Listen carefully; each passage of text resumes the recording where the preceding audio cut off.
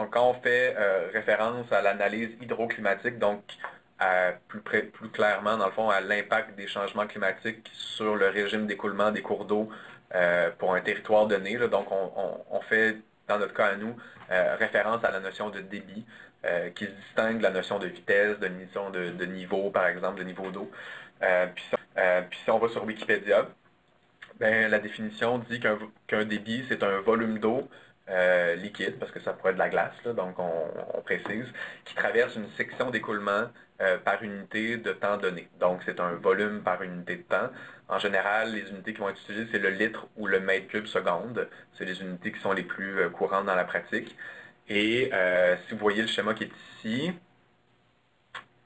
crayon, attends, je vais prendre marqueur, c'est un peu plus gros.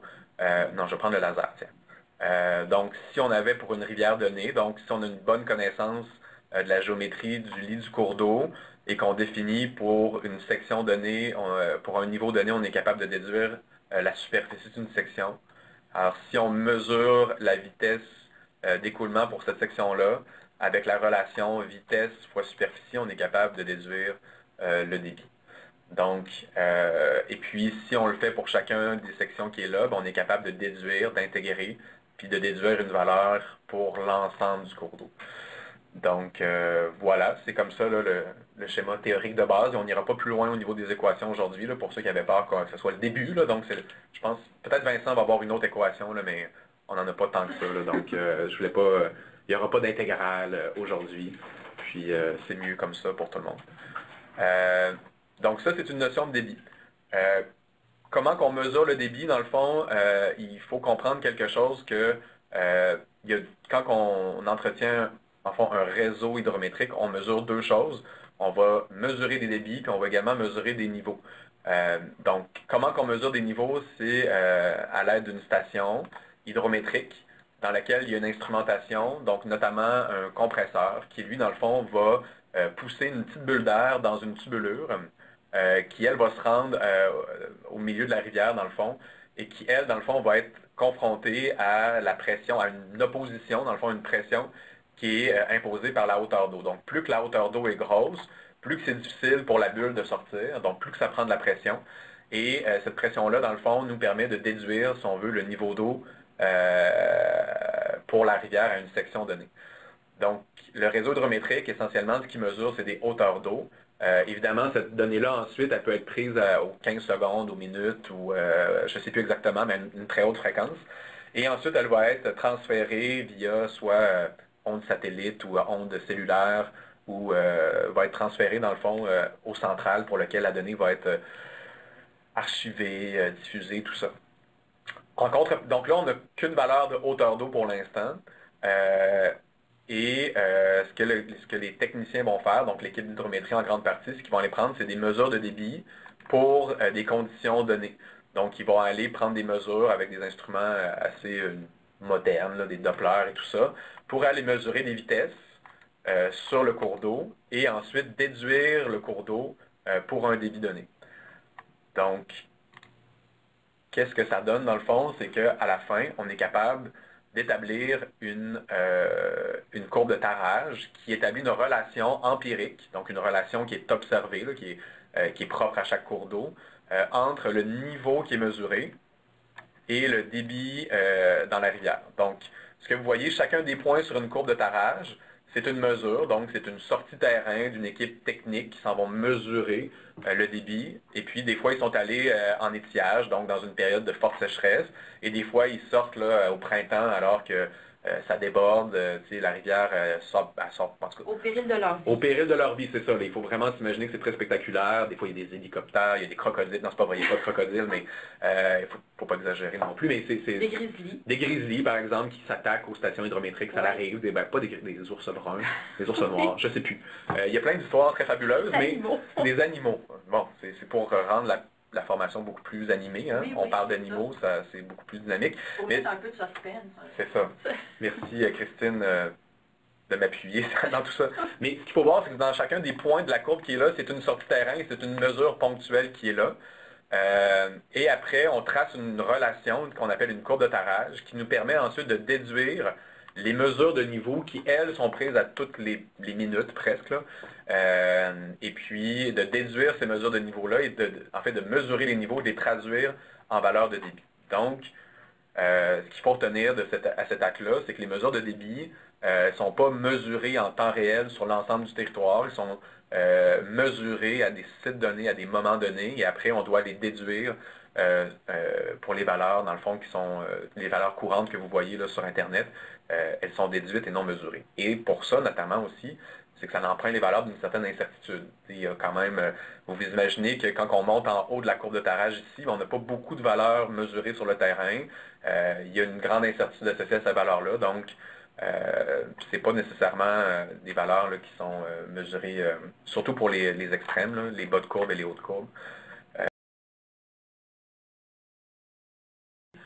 Présentation sera-t-elle disponible pour consultation?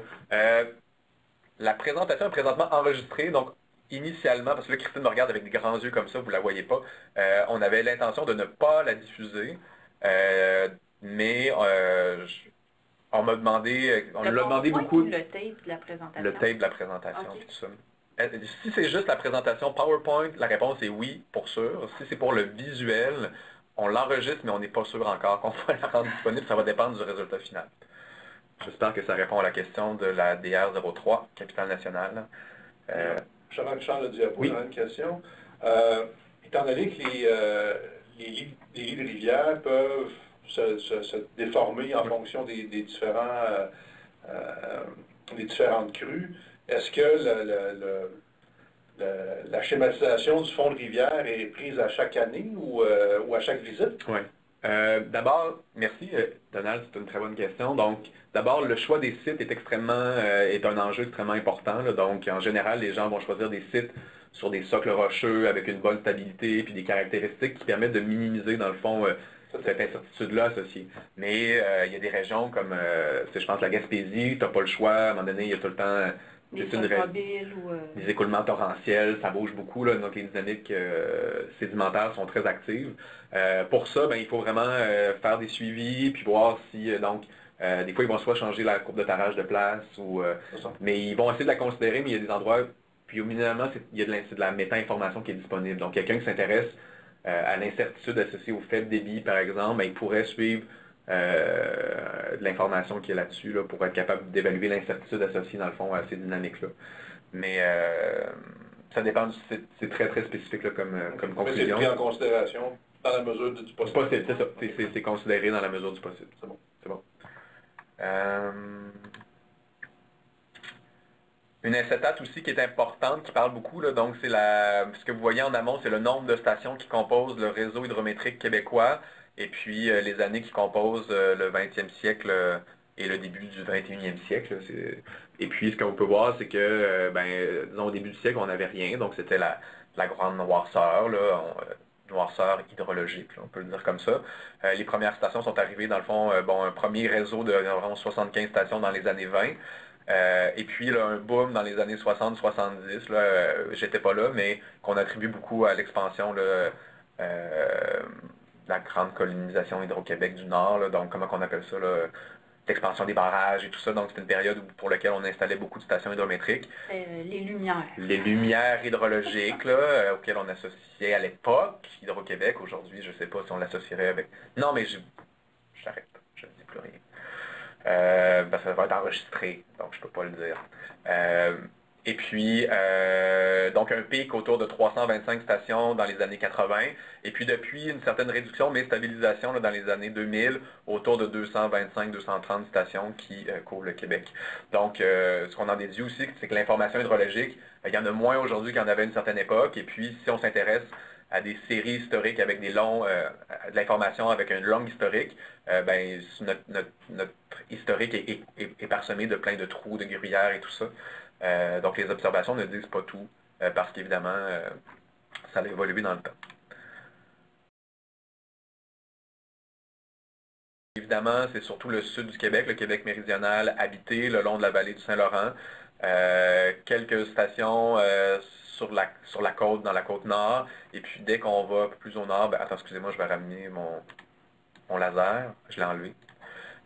Donc, encore une fois, là, un épicentre au plein cœur de la province pour lequel on a à peu près pas de station au CHQ. Là, je pense qu'à ce moment-là, c'est vraiment Hydro-Québec qui maintient, qui a cette information-là. Mais grâce au PAC, là, il y a le maintien de stations dans le Grand Nord, entre autres. Là, je pense qu'il y a du financement, si je ne me trompe pas, là, qui permet de maintenir les stations dans le Grand Nord. Donc, encore une fois, si on s'intéresse à certaines régions, ben, il y a des régions pour lesquelles on n'a pas d'informations, d'autres régions qui sont beaucoup mieux nanties en termes de couverture du réseau. Un autre élément aussi à considérer, c'est qu'au Québec, on a des régimes hydrologiques qui sont variés, qui dépendent de différents facteurs. Donc, le premier, ce serait la localisation. Donc, si vous vous situez au sud de la province, ben, vous êtes dans un régime qu'on dit niveau pluvial, là, donc niveau pour neige, pluvial pour pluie. Donc, les épisodes de fort débit sont alimentés soit par la fonte du couvert de neige ou soit par l'intensification des précipitations, surtout à l'automne. Donc, si vous prenez la station là, 0223, je vais le dire comme il faut, 023422, qui est la rivière la rivière Famine, là, un affluent de la rivière Chaudière au sud de Québec. Ben, vous pouvez voir dans le fond, ce que vous voyez ici, c'est des débits interannuels. Donc, la moyenne des débits au 1er septembre, la moyenne des débits au 15 septembre, la moyenne des débits au mois d'octobre. Donc, ça nous trace un hydrogramme moyen. Ben, vous pouvez voir que, dans le fond, au mois d'avril, mai, ben, on a plutôt avril, on a une augmentation des débits qui est due aux occurrences de la fonte de la neige, une réduction durant l'été, l'évapotranspiration plus intense, et puis une réaugmentation de cette moyenne-là, si on veut, à l'automne, octobre, novembre, par l'occurrence d'intensification des précipitations. Une autre chose qui est intéressante aussi, c'est de voir que les valeurs maximales observées pour chacune des périodes, cette saisonnalité-là est un peu moins claire. Et puis ça, c'est pas nécessairement dû au fait qu'on est sur un bassin au sud, mais qu'on est sur un bassin de taille intermédiaire. Donc, ça m'amène, dans le fond, à un des deuxièmes facteurs qui détermine le régime d'écoulement sur un bassin versant, c'est la superficie qui est drainée en amont. Et ça, c'est une nuance qui est extrêmement importante parce que ça discrimine beaucoup les enjeux. Donc, si quelqu'un s'intéresse sur un très gros bassin versant, les processus qui vont dominer, ben, ça va être plutôt la fonte de la neige, alors que sur les bassins versants intermédiaires, ou les très petits bassins versants, ben, ça va être la pluie qui va dominer. Puis entre les deux, ben, ça va être une dominance qui va être partagée. Donc, quelqu'un qui s'intéresse souvent à l'hydrologie urbaine ou des très petits bassins versants, disons 10 km² et moins, bien, ce qui va déterminer le débit, ce qui va expliquer les variations de débit, ça va être beaucoup l'occurrence des précipitations orageuses qu'on voit l'été, donc très intenses, très localisées, ça tombe sur un bassin versant, oups, le débit part de façon très élevée, alors que sur un très grand bassin versant, par exemple 10 000 km², s'il y a un petit bassin, s'il y a un orage qui tombe quelque part, bien, il n'y aura aucune observation qui va se voir à l'embouchure, le bassin va comme l'encaisser, puis on ne verra aucune variation de débit à cette échelle-là.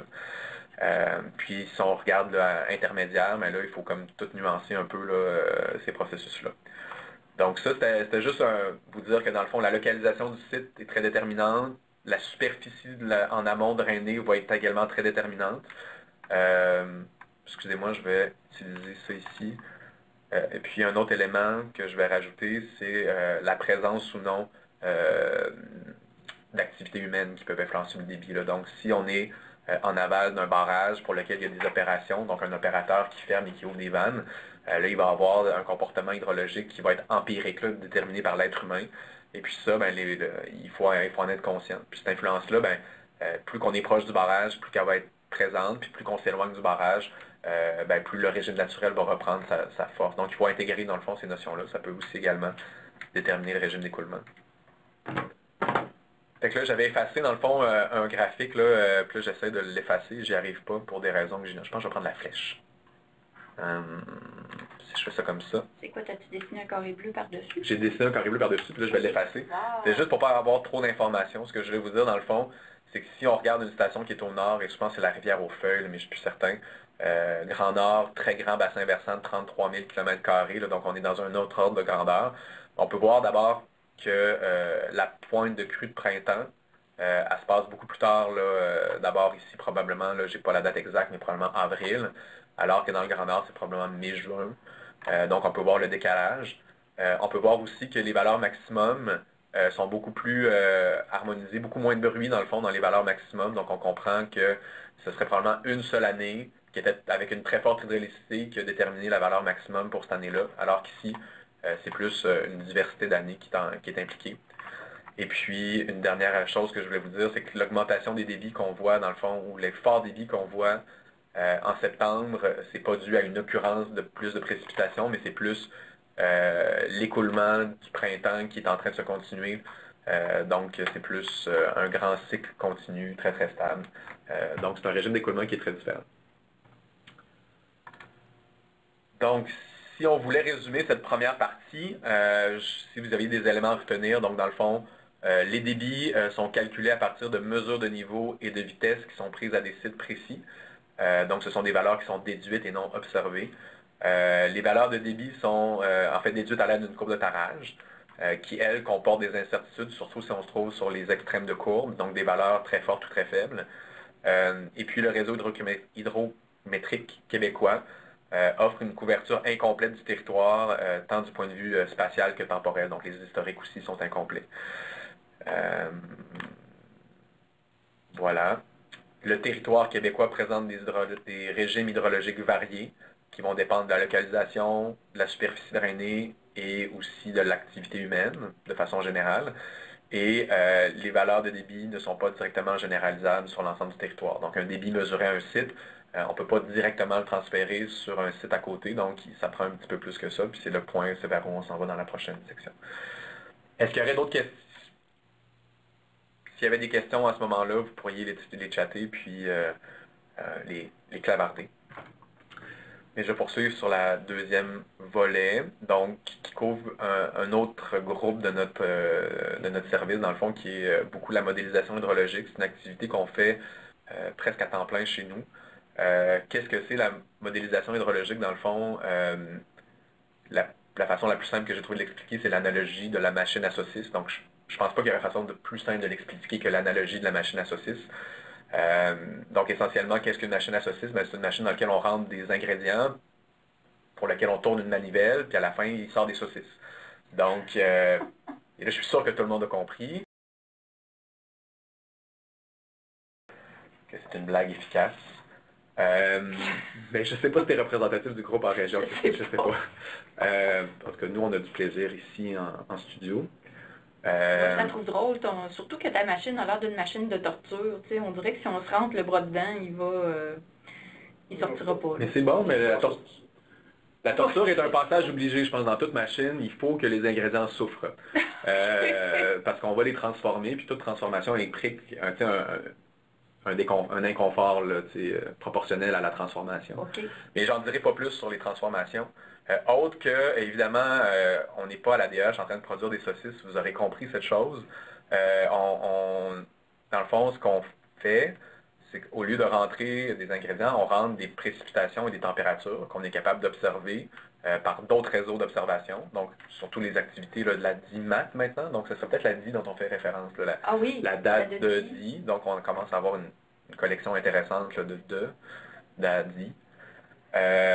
Et puis on utilise dans le fond les précipitations et les températures, on les rentre dans une machine qui ne ressemble pas à celle qui est affichée là, mais qui ressemblerait plus à un ordinateur qui, lui, dans le fond, utilise dans le fond des algorithmes encodés dans des langages, dans le fond, mathématiques et tout ça, pour éventuellement être capable de sortir des débits. Évidemment, ces débits-là ne sont pas observés, ils sont déduits sur la base d'observation. Et dans le fond, ça nous permet d'avoir des débits simulés. Je suis sûr que vous avez compris cette analogie-là. Qu'est-ce qu'il y a dans la machine à saucisse? En fait, essentiellement, c'est les principales composantes du cycle de l'eau qui influencent le débit, qui déterminent, dans le fond, le régime d'écoulement dont on parlait tout à l'heure.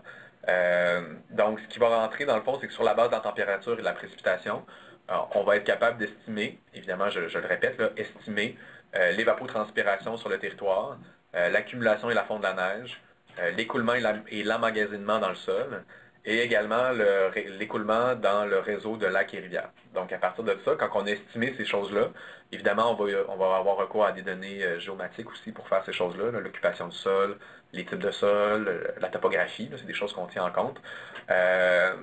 On arrive à estimer le débit à un site donné. Voilà.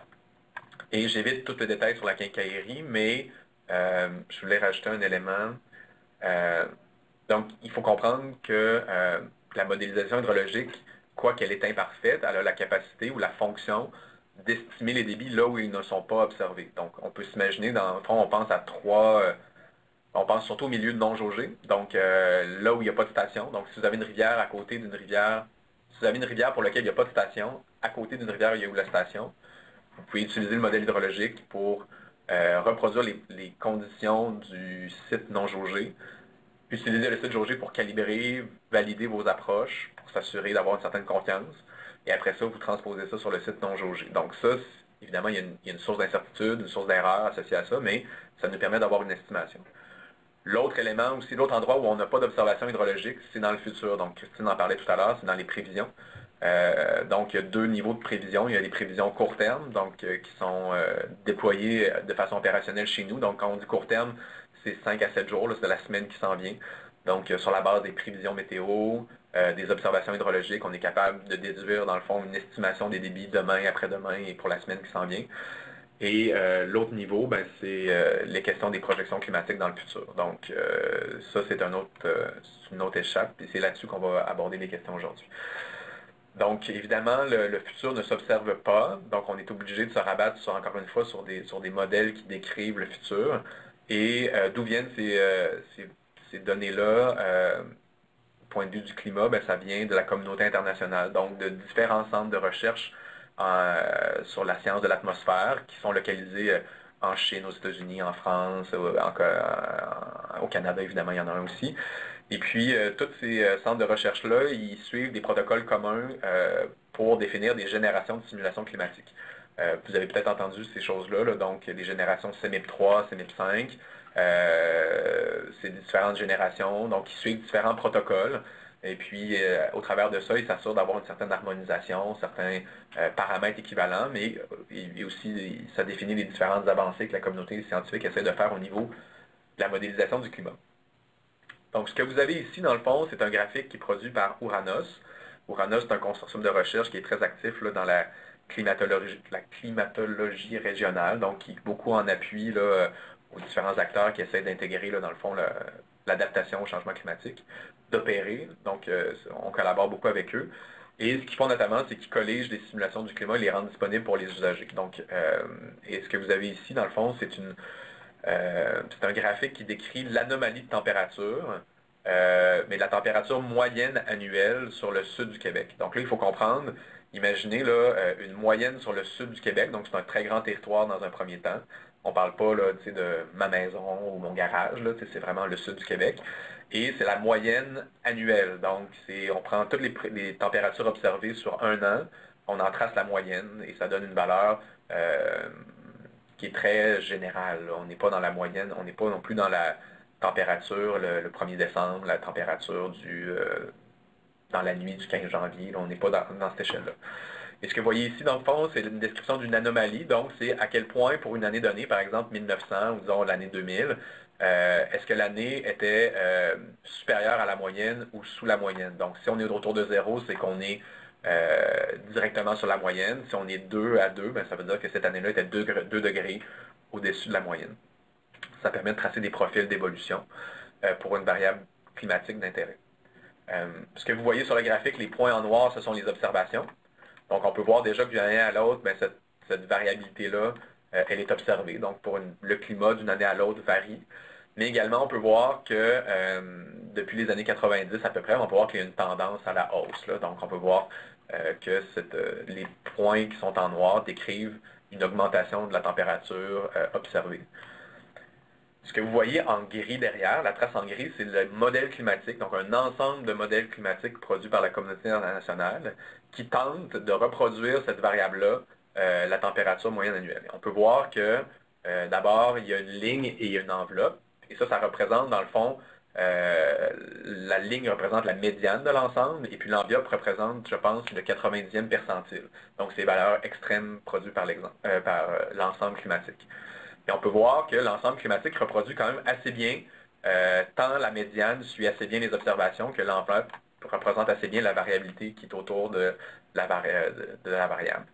Et ça, c'est une des choses très importantes dans la pratique, c'est qu'au niveau du climat, c'est très dangereux de prendre une seule simulation, parce que c'est possible qu'elle se retrouve dans le haut de l'ensemble et ça pourrait biaiser de façon significative les informations. Donc, au niveau du climat, étant donné qu'il y a beaucoup d'incertitudes, une des recommandations dans la pratique, c'est d'utiliser des ensembles. Et le plus on en a, le plus on est sûr qu'on a confiance, qu'on est capable de reproduire bien les variables.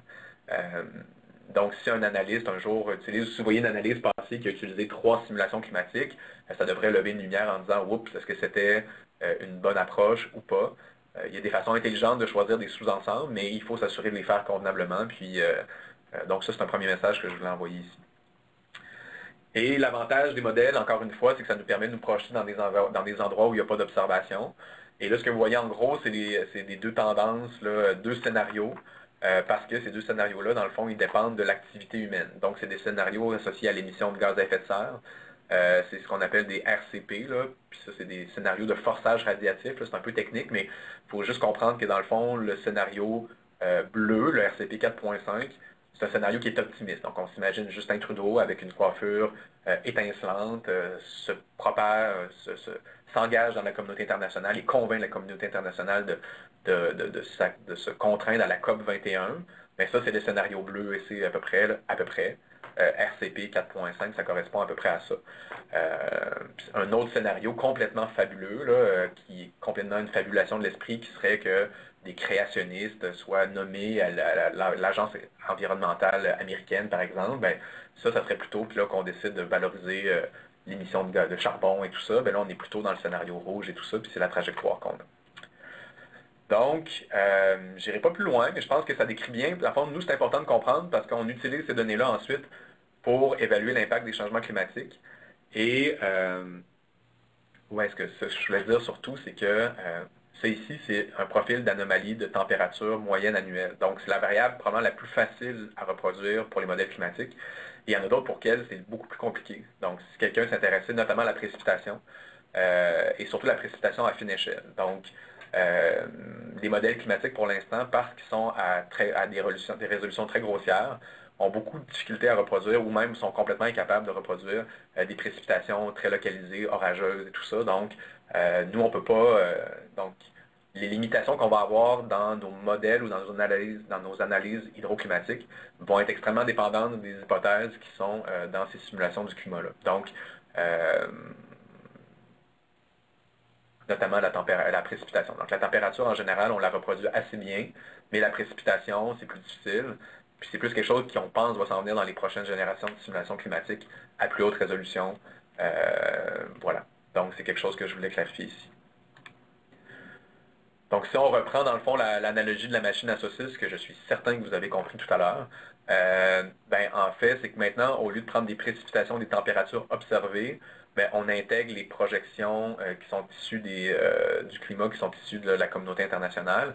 Ben, on est capable, encore une fois, de reproduire des débits qui sont simulés, qui vont traduire, dans le fond, les projections du climat, mais en régime d'écoulement, à plus fine échelle sur le territoire du Québec. Donc, c'est ce qu'on va faire, et c'est sur cette base-là qu'on va faire des analyses hydroclimatiques. Évidemment, la question qui se pose et qui est au cœur de l'analyse hydroclimatique, c'est est-ce qu'on peut faire confiance à ces projections-là? La réponse, elle est, j'hésite un peu, vous comprendrez que c'est une question qui est ouverte. Dans certains cas, on peut le faire. Le niveau de confiance est soit adéquat, soit suffisant, soit parce qu'il y a beaucoup d'évidence, mais dans d'autres, il faut être plus prudent parce que ça va dépendre beaucoup de la qualité des méthodes de modélisation qui ont été déployées pour faire l'analyse hydroclimatique. Et dans certains cas, on a confiance. Dans d'autres, on a beaucoup moins confiance. Et c'est important pour nous d'abord d'évaluer cette confiance-là, puis ensuite de la communiquer. Dans tous les cas, pour l'instant, vous êtes pris avec le jugement d'expert, parce qu'il n'y a pas de façon, si on veut, officielle ou un cadre normatif, là, très officiel, qui permet d'évaluer la confiance des projections. Donc, vous devez soit nous appeler, soit appeler un expert, quelqu'un qui est à l'université, qui travaille dans le domaine, puis qui pourrait éventuellement évaluer la qualité de la modélisation qui est derrière. Mais on travaille là-dessus minimalement pour la communiquer au mieux qu'on peut. Je vais sauter un peu. C'est quoi l'analyse hydroclimatique dans sa version plus générale? Je vais aller rapidement. C'est qu'on prend les modélisations du climat, on les rentre dans une machine à saucisses qui nous permet de déduire des débits sur l'ensemble du Québec. On essaye ensuite de voir est-ce que les usages de l'eau sont impactés parce que dans le fond, le climat va avoir un impact sur le cycle de l'eau, va avoir un impact sur le régime d'écoulement. Est-ce que les usages, par exemple, la gestion d'un barrage, j'ai pris un exemple ici extrêmement catastrophique, là, mais est-ce que la conception d'un barrage, par exemple, est appelée à être robuste dans un contexte où le régime d'écoulement est appelé à changer? Et si le cas échéant, est-ce qu'on doit mettre en place des mesures d'adaptation? Est-ce qu'on devrait rehausser le barrage? Je veux dire, le gérer différemment, par exemple, des choses comme ça. Donc, l'analyse hydroclimatique, dans une façon très générique, c'est un peu ça l'idée, mais en même temps, il y a plein d'interrogations là-dedans. Nous, dans notre core business, c'est la machine à saucisses, c'est ce qu'on fait à temps plein dans la direction de l'expression hydrique. On est attaché avec les gens du climat depuis quelques années, donc on commence à bien comprendre les mécanismes là, qui nous amènent de un à l'autre. C'est sûr que les usages, c'est pas nous qui les faisons, donc on n'est pas des spécialistes, et c'est pour ça que là, on essaie de communiquer, de rentrer en relation avec les gens qui sont un peu dans l'application, puis de voir est-ce qu'on est capable de cheminer tous ensemble, main dans la main, dans la joie, vers l'adaptation au changement climatique. C'était mon pitch de vente. C'est quel barrage, ça? Je ne le sais même pas. OK. Donc, c'est vraiment un barrage. Sur Google Images. Je l'ai pris d'une autre présentation, je ne sais plus. Je pense que c'est au Saguenay, mais je ne suis pas certain. Pardonnez-moi. C'est correct. Merci. J'avais une chance de diapo. Autant dans l'évaluation des débits actuels de rivières qui n'ont pas de station de mesure que dans les prévisions, est-ce qu'il y a des... Tu parlais tantôt qu'il y a des cas où votre niveau de confiance est un peu plus élevé en fonction de différentes considérations, puis dans certains autres cas, le niveau de confiance est moins grand. Est-ce que vous êtes capable d'identifier ces cas-là de façon assez claire, c'est-à-dire, je ne sais pas moi, si les rivières ont un débit inférieur à tel débit, c'est plus difficile d'évaluer. Quand c'est plus grosse rivière, c'est plus facile. Ouais. Il y a plein. Ce qui est difficile là-dedans, c'est qu'il y a beaucoup de facteurs qui rentrent en ligne de compte. Je dirais, ça va dépendre beaucoup de la question. Donc, ça va vraiment être si c'est un enjeu localisé en Gaspésie sur une dynamique sédimentaire l'été, sur tel tronçon de rivière qui est jaugé ou pas, puis la présence d'un barrage ou pas. Donc, vraiment, là, pour avoir une analyse complète, je pense qu'il faut vraiment s'asseoir puis discuter puis bien comprendre le problème, ce qui est difficile à généraliser, sinon à l'échelle, si on veut, d'un document comme l'Atlas dans sa forme actuelle. Donc, pour l'instant, on peut quand même aussi mettre des éléments de type nos représentations des débits à l'été, à l'automne, attention parce que résolution insuffisante, par exemple. Donc, on peut quand même donner quelques lignes de cette nature-là. Puis on travaille là-dessus. Pour l'instant, on a commencé dans la classe 2015 à associer un niveau de confiance à nos principaux messages. Donc, on était capable de dire les crues à l'été-automne devraient avoir une occurrence plus rapide. Ça, c'est un niveau de confiance très élevé, par exemple. Alors que pour les étiages l'été, on est très certain qu'ils vont diminuer, mais de combien, ça, c'est beaucoup plus difficile à le dire, par exemple. Parce qu'on représente mal l'évapotranspiration, l'écoulement souterrain ne fait pas partie de nos modèles. Donc, on commence à donner de l'information, mais on n'est pas... c'est très difficile à généraliser là, partout. Dans tous les cas, dans le cas de doute, on vous invite à faire appel à un jugement d'expert, que ce soit nous ou quelqu'un d'autre. Si vous avez des doutes sur la confiance, nous, on essaie de sortir un premier niveau d'information, mais quand on rentre dans le particulier, c'est très difficile de généraliser. Donc, pour les directions régionales qui auraient des besoins de faire confirmer, par exemple, quelqu'un qui présente un projet sur l'utilisation de l'eau, où il prévoit prélever un certain volume d'eau au cours des 15, 20, 30 prochaines années, de s'assurer que ce volume d'eau-là va demeurer disponible dans les quantités qu'il y a de besoin. Ouais. Peut-être que lui a prévu de faire des simulations, peut-être qu'il n'a pas prévu rien à cet effet-là. La direction régionale pourrait vous interpeller pour vous dire, est-ce qu'on a confiance que ces débits-là vont toujours être disponibles au cours des 20-30 prochaines années pour s'assurer que cet usage-là ne viendra pas en conflit avec d'autres prélèvements qui sont déjà existants puis qui feraient en sorte qu'il y aurait à un moment donné un conflit d'usage dans l'utilisation de cette ressource-là?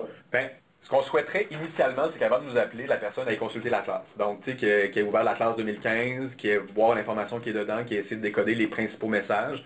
Puis on a des indicateurs qui sont associés notamment à la disponibilité, là, donc les volumes saisonniers, les volumes annuels et tout ça. Donc, ce qu'on souhaiterait, c'est que la personne se fasse d'abord une première tête, voir est-ce qu'il est capable de trouver l'information qu'il a besoin là-dedans. Puis après ça, dans son cas particulier, c'est sûr que quand on va rentrer dans une échelle plus petite, des indicateurs plus raffinés, l'Atlas ne portera probablement pas l'information qui est là. Donc à ce moment-là, de nous contacter, je pense que ça sera approprié. Là. Donc, puis ce qu'on souhaite, c'est que vraiment la classe vienne répondre au premier niveau de besoin, puis après ça, qu'on ait une prestation de service, entre guillemets, qui vienne répondre au cas dans un second temps. Là. Ça va? Voilà. Donc, ce que vous voyez ici, c'est le type de carte. Là, si vous n'avez jamais ouvert la classe hydroclimatique, et puis on vous tiendra pas rigueur si vous ne l'avez jamais fait, là, donc on ne sera pas heurté. Surtout qu'on ne le sait pas. Mais c'est ça, si vous êtes heurté, on ne pourra pas le savoir, mais on va vous pardonner si vous ne l'avez jamais ouvert, puis c'est correct. Parce que on essaye de le communiquer, puis on est conscient que c'est un processus qui est imparfait. Mais ce que vous verrez quand vous ouvrez la classe pour la première fois, c'est surtout ce type de carte-là qui représente le Québec méridional, et pour lequel vous voyez des pastilles de couleurs. Là, on dit souvent des Smarties ou des... y a-t-il une autre? Des picots. Des picots, OK. Des picots de couleurs. Évidemment, chacun des picots représente un site jaugé pour lequel on avait des stations hydrométriques avec des historiques suffisamment longs pour pouvoir calibrer et valider notre chaîne de modélisation. Donc, c'est la raison pour laquelle on se prononce seulement sur des bassins. Puis si vous regardez en gris pâle, il y a le tracé du bassin versant là, en question qui est associé à un picot. Pour l'instant, je pense que dans cette carte-là, il y en a 50 sites, ou 40 ou 50 sites. Là, il faudrait les compter. S'il y a quelqu'un qui est très bon pour compter, là, vous pourriez les compter, je ne m'en rappelle plus. Et puis, les couleurs qui sont associées à chacun des picots, ça décrit le consensus des projections hydroclimatiques, à savoir si un indicateur statistique est appelé à augmenter ou à diminuer. Donc, pourquoi un indicateur statistique? C'est qu'on n'a pas le choix, si on veut faire de l'analyse hydroclimatique, d'utiliser des indicateurs qui nous permettent de décrire des composantes d'intérêt du régime d'écoulement. Dans ce cas-ci, l'indicateur statistique a un nom extrêmement long, mais une fois qu'on est habitué, c'est pas si pire. C'est la clé pour décoder qu'est-ce que ça veut dire. Mais ça représente dans le fond le débit journalier, ça veut dire Q1. Maximum, ça veut dire qu'on s'intéresse au fort débit et non au débit moyen ou au débit faible. 20 ans, c'est la récurrence, donc c'est une estimation de l'intensité ou du caractère rare de l'événement. Donc si on avait une récurrence de 2 ans, c'est un fort débit qui fait peur à personne, là, qui arrive en moyenne aux 2 ans, donc c'est un débit standard. Mais quand on dit une récurrence 20 ans, c'est qu'il arrive théoriquement ou statistiquement en moyenne seulement aux 20 ans. Ça veut dire que c'est un caractère qui décrit son intensité. Et puis EA, ça veut dire été-automne. Donc ça veut dire qu'il est observé durant l'été, donc la période à peu près là, de juin à novembre, décembre, donc la période qui est exempte de neige. Et puis, ce que vous voyez dans le fond, c'est que cet indicateur-là qui décrit l'intensité des crues ou des forts débits à l'été et à l'automne, si on regarde, sur certains cas, on anticipe une augmentation probable. Ça veut dire que nous, on a fait à peu près 200 projections hydroclimatiques. Ça veut dire que 90% et plus pour un site donné, quand le point est bleu foncé, ça veut dire que 90% des projections indiquent une augmentation de cet indicateur-là. Donc, c'est un indicateur de la tendance. Ça ne nous dit pas encore de combien, mais ça nous dit est-ce que c'est appelé à augmenter ou à diminuer. Donc, une des choses que vous devriez retenir aujourd'hui, ou en tout cas du moins ici, c'est que d'abord, l'analyse, elle est spécifique au territoire. Cet indicateur-là, si vous vous intéressez en Abitibi, il n'y a pas de consensus dans les projections. Ça veut dire qu'il y en a la moitié qui tire par en haut, la moitié qui tire par en bas. Ça veut dire qu'on ne le sait pas. Donc, c'est triste, mais on ne le sait pas. Alors que si on va sur l'est de la province, surtout la Gaspésie, là, il y a un consensus très probable, donc 90% et plus des projections qui indiquent que cet indicateur-là est appelé à augmenter. Puis si on s'en va dans une région, dont la vallée du Saint-Laurent, la rive sud ici, c'est une augmentation qui est probable. Ça veut dire qu'il y a une propension à augmenter, mais c'est pas aussi systématique. Donc voilà. Donc ça, c'est une première des choses. Si je vous avais affiché la carte aussi des crues de printemps, ça aurait été un autre signal absolument complètement différent. Je ne l'ai pas malheureusement, là, mais on verrait par exemple une diminution de la crue de printemps au sud du territoire et puis une absence de consensus plus au nord. Donc, un autre message qui est important aussi, c'est de dire le message de changement climatique est aussi associé à la saison, ou au régime hydrologique, là, mais il est spécifique à la saison. Donc, le message sur les crues au printemps n'est pas le même que le message des crues à l'automne. Donc, c'est important aussi de nuancer ces propos-là, parce que dans le présent, souvent, on mélange les deux, puis quand on projette dans le futur, on mélange encore les deux, et puis ça l'amène beaucoup de confusion. Donc, à la fin, ben, nous, ce qu'on essaie de faire, c'est des grands messages. Donc, on dit, et tout ça, c'est à l'horizon 2050, là. À l'horizon 2050, la pointe des crues estivales et automnales sera plus élevée sur une large portion du territoire, en l'occurrence l'est de la province. Et ça, on pourrait l'expliquer par l'occurrence des queues d'ouragan, qui devraient être plus intenses et tout ça, là, donc qui devraient effectivement pousser les débits à la hausse là, pour les périodes été-automne. Voilà, donc, et là, dans la classe, il y a plein de messages de cette nature-là, si vous passez des heures et des heures, parce que c'est ce que vous allez faire après la formation, à scruter là, la classe, vous allez avoir des indicateurs associés aux crues, aux étiages, puis aussi à la disponibilité, là, ce qu'on appelle l'hydraulicité, donc les grands débits. Ça donne une idée des grandes tendances. On est plus là-dedans. Donc, si on voulait wrap-upper, donc synthétiser, un résumé de la dernière section, donc, la modélisation hydrologique, à quoi ça sert? Bien, ça permet d'estimer les débits là où ils ne sont pas mesurés. On parle des sites non jaugés où est-ce qu'il n'y a pas de station. On pourrait parler aussi de l'historique, là où il y a des trous dans l'historique. On pourrait s'amuser à les reconstituer avec la modélisation. Et également, dans le futur, là, soit les prévisions court terme ou les projections plutôt long terme, changement climatique. Vous pouvez retenir que les changements climatiques vont perturber le régime d'écoulement des cours d'eau et potentiellement les usages de l'eau qui en découlent. Mais encore là, il y a un ensemble de nuances qui est important de comprendre avant de statuer ou de conclure, puis on a comme laissé quelques pistes là, dans la présentation. Et puis la modélisation hydroclimatique permet surtout d'évaluer les grandes tendances liées au changement du régime d'écoulement. Donc c'est sûr que si quelqu'un s'intéresse au débit qui va être observé le 15 janvier 2052, on ne le sait pas. Donc nous, ce qu'on fait, c'est plutôt des analyses statistiques, puis on permet, au travers de ces analyses statistiques-là, on arrive à tracer des tendances. Mais c'est quand même de l'information qui peut être utilisable dans certains cas. Donc, évidemment, ça va dépendre des usagers ou des gens. C'est pas nous qui allons l'utiliser. Encore une fois, le niveau de confiance attribué aux projections est intimement lié à la qualité des pratiques de modélisation qui ont été mises en place. Je ne vous cacherai pas qu'on n'est pas les seuls, je ne vous le cacherai pas, parce qu'il n'y a pas de raison de le cacher, on n'est pas les seuls à faire de l'analyse hydroclimatique, notamment Hydro-Québec a une équipe qui en font, Rio Tinto Alcan aussi a une équipe qui en font, notamment pour la gestion là, au Saguenay, tout ça. Mais également, c'est pas impossible qu'on voit dans le futur les universitaires aussi en font beaucoup. Donc, et là, c'est pas impossible que dans le futur, les firmes de génie commencent à en faire. Donc, on n'aura pas le contrôle sur qui va faire quoi, puis quelle va être la qualité de l'information, mais on veut juste lever le flag et c'est important d'avoir une transparence au niveau de la qualité des pratiques de modélisation parce que ça a un impact sur la confiance qu'on a sur la conclusion. Il y a l'Atlas hydroclimatique qui présentement, dans le fond, se veut une synthèse scientifiquement à jour, accessible pour des usagers là, non spécialistes. Et puis, nous, on travaille beaucoup là-dessus. On en fait un outil qu'on espère qu'il va devenir une référence, mais il faut bien comprendre que cet outil-là comporte des limitations. Puis avant de l'utiliser full pin, il faut bien comprendre la nature de ces limitations-là pour ne pas en faire une dérive. Donc, nous, on est responsable de ce qu'on met dans la classe, mais les usagers sont responsables de comment ils l'utilisent. C'est un peu le paradigme, si on veut, qu'on véhicule. Et puis, on est conscient que l'intégrer à la pratique, c'est un défi qui est majeur, qui comporte beaucoup de limitations, beaucoup d'obstacles, mais on pense qu'avec ce genre d'informations-là, on est capable au moins d'éliminer une première génération d'obstacles, puis passer à un autre niveau, là, passer aux autres générations d'obstacles que l'absence d'informations.